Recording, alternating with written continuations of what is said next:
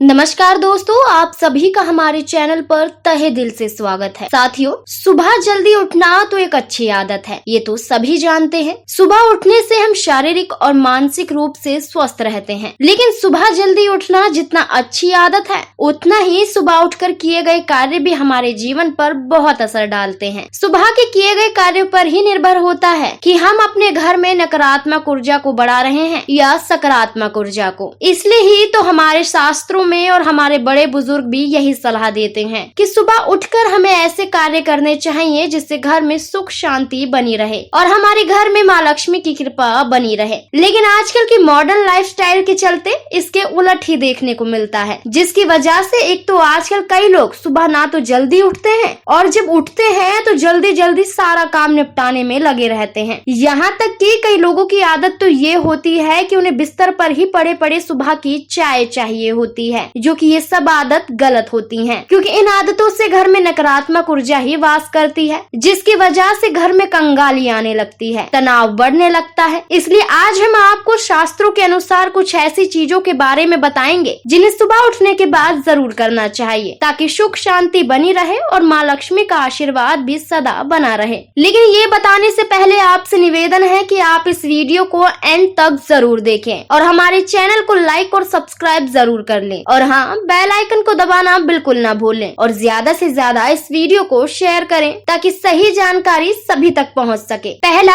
सबसे पहले करें हथेलियों के दर्शन। अगर आप चाहते हैं कि आपका दिन खुशहाल रहे और आप पर माता लक्ष्मी की कृपा बनी रहे, तो सुबह उठते ही सबसे पहले अपने दोनों हाथों की हथेलियों को जरूर देखें, क्योंकि शास्त्र के अनुसार सुबह उठते ही सबसे पहले अपनी हथेलियों के दर्शन करना शुभ माना जाता है। मान्यता है कि मनुष्य की हथेलियों में माँ लक्ष्मी के साथ सरस्वती माँ और भगवान विष्णु का वास होता है। ऐसा करने से इन सभी का आशीर्वाद सदा ही बना रहता है और नकारात्मक ऊर्जा घर में वास नहीं करती है। इसलिए सुबह उठकर ही सबसे पहले अपने हाथों की हथेलियों को देखना चाहिए और दोनों हथेलियों के दर्शन करने के बाद इन्हें अपने मुंह पर एक बार फिरा लेना चाहिए। दूसरा, इसके बाद करें धरती को स्पर्श। सुबह उठने के बाद अपने पैर जमीन पर रखने से पहले धरती माँ को जरूर प्रणाम करना चाहिए। सिर्फ प्रणाम ही नहीं बल्कि ऐसा करते हुए उनसे क्षमा भी मांगनी चाहिए, क्योंकि हमारे शास्त्रों में कहा गया है कि सुबह उठकर बिस्तर से नीचे पैर रखने से पहले धरती को नमन करना चाहिए, क्योंकि ये धरती भी हमारी माँ है जिसने हमारा भार उठाया हुआ है। इसलिए ही तो भगवान कृष्ण भी धरती माँ को प्रणाम करके क्षमा मांगते थे। तीसरा,